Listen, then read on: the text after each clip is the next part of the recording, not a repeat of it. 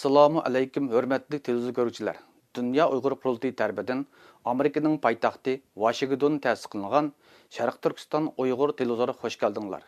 Mən bugünkü proqram riyasətçisi Nurmuhammad Musabay.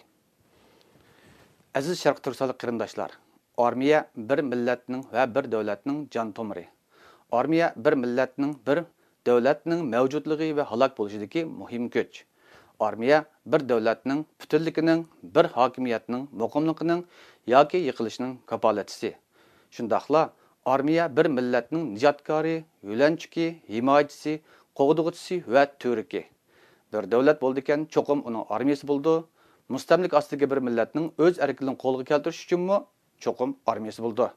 Mayli oz yoki ko'p bo'lsin, kuchlik yoki ojiz bo'lsin, armiyasi yo'q xalqning, davlatining mavjudligi, hatto o'zining mavjudligimi kafolatli qilib bo'lmaydi.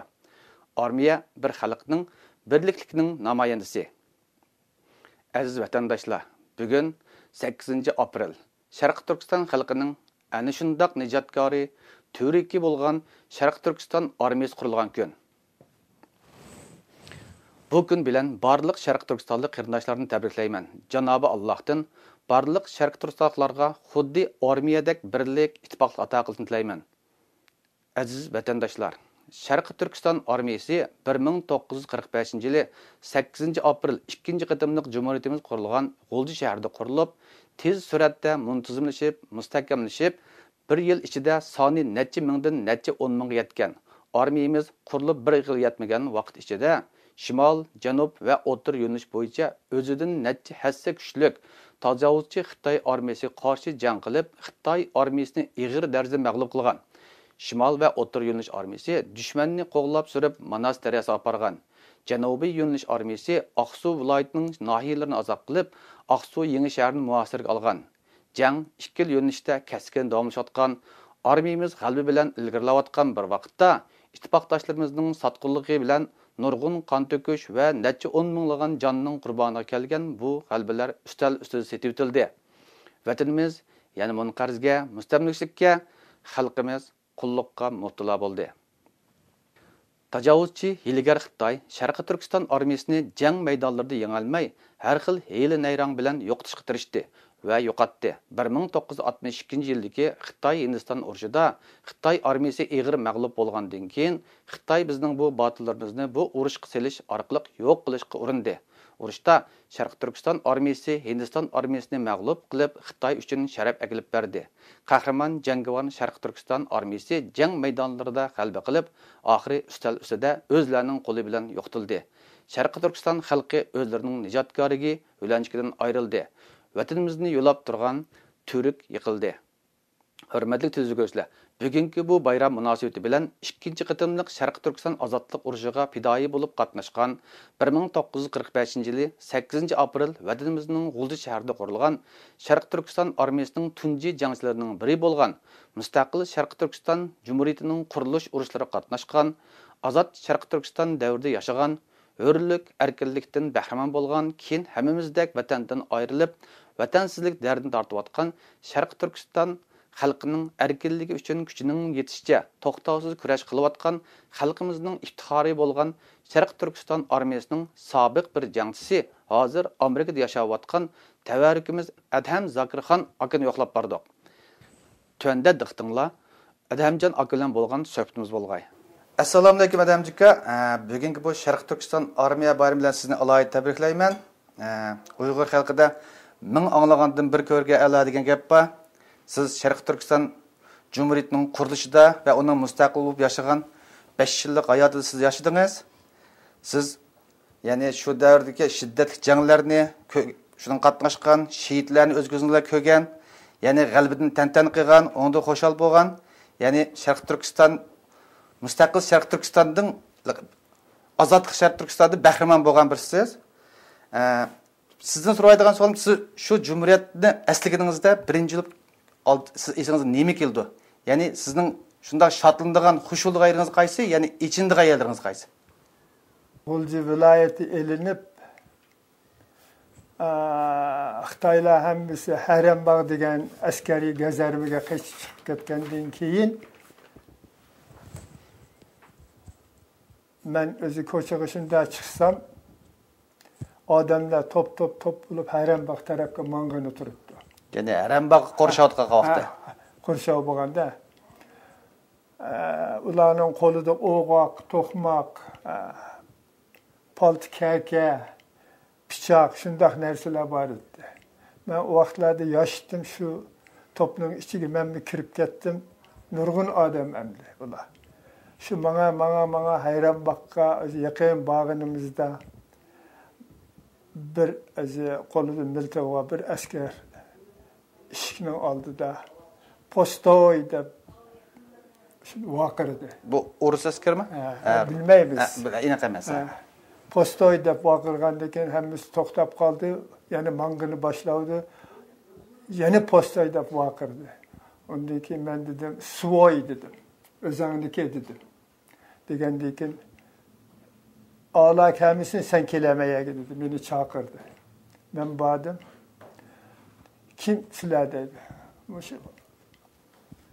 Biz şu Harem Bakka boğatkan jangda bir az qatnashishni istovchilar dedim. Deganimdan keyin undan keyin sening yoshingdagilarni akabiyaga dedi. Mening yoshimdagilarni 20 dakika bola var ekan, 19 mi 20 mi badoq. Shuni uni qolganlarni qaytarma dedi. Siz şu qancha yoshda? Shu vaqtda men 17 yoshda. Demek 17-18 yosh bolalar bor degan gapda. Shuning bilan o'zi bizni o'zi Harambaqning o'zi oq tarafiga, yon tarafiga okop qo'lab turgan shu yerga o'rinlashtirdi. Kimga bu bolalar kerak deb. Men bir o'zi Süydungluk ismini unutib qoldim. Bir yosh bolaning oldiga qo'ydi meni. O okoplarni tamam qo'lini bo'g'an emas.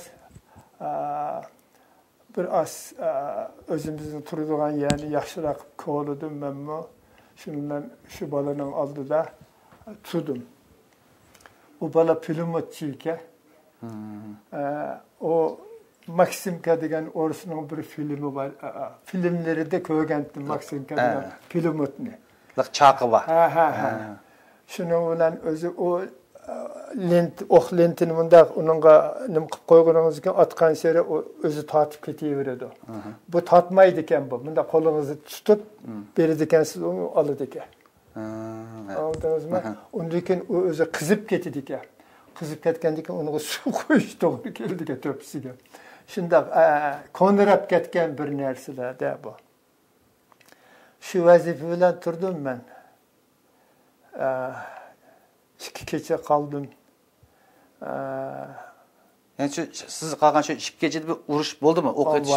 O'q etishlar Allah tarafdan kelib turdi. Ular ketgan, ularning o'qiga javob ham berib turibmiz o'q degan. Ya'ni o Qorşavut qilgan Xitoylar tejiga chiqaman deb sizlarga o'jab o'tirdi. Ha, shunday qildi. Chiqolmaydi-ki, teshini o'rab qo'ygan. O'rab qo'ygan. Shuning bilan aeroplan, Urumchidan aeroplan kelib ularga yemak-ishmaklar tashlaydi. Goy vaqti ularning liniyasiga tushdi, goy vaqti bizning liniyamizga tushdi. Kichik shamol bo'lsa, parashyut bilan tashlaydi ekan. Shuni ko'rib hayron qolganman men. Shundan bir qancha kundan keyin shu noyabrning oxirgi kunlari deyman, noyabrning oxirgi kunlari. Xitoylar qochdi, Harambaq bo'shab qoldi degan gaplar bo'ldi. Shuning bilan yana shu etishib kirsa haqiqatan da Harambaq bo'shab qolgan. Harambaqning o'zi g'arib tarafidan bular tomni o'rib chiqib Langshan tarafga qarab menibdi ekan. U yerda o'zi Xitoylarning mazorligi bo'ladigan to'la.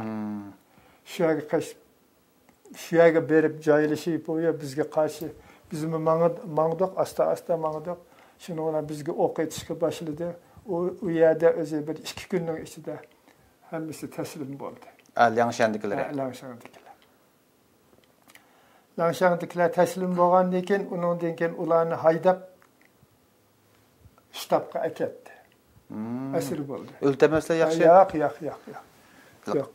Achchig'inglarla o'ldirib de g'azab bilan bir chanab o'tmaslarda? Yo'q. Unda ruxsat yo'q. Yani tertiplik, intizomlik. Yani xalqaro qoida qonun bo'yicha taslim bo'lganlarni o'ltirdinglar, ularga kechirim qildinglar. Kechirim qilmadik.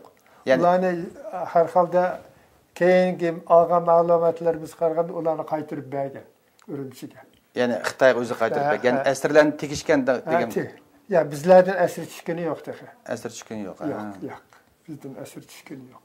Men anlamadım bizden asir tushganligini. Yo'q. Shuni bilan haram bak ishimi bitdi. Undan keyin milliy armiyani rasmiy qurish ishi boshlandi. Arambaq Langshan ilib bo'lgan keyin armiya, muntazam armiya qo'yish boshlandi. O armiyani 3 liniyaga bo'ldi. Sizning bunda Cumhuriyetda siz shu mustaqil biz tashna bo'layotgan, biz erishamayotgan mustaqil Sharq Turkiston siz yashadingiz 5 yil mustaqil davrda. Siz shuningdan suyungan yeringiz, faxrlangan yerlaringiz nima? Masalan, shuni seg'ingandan narini seg'insiz?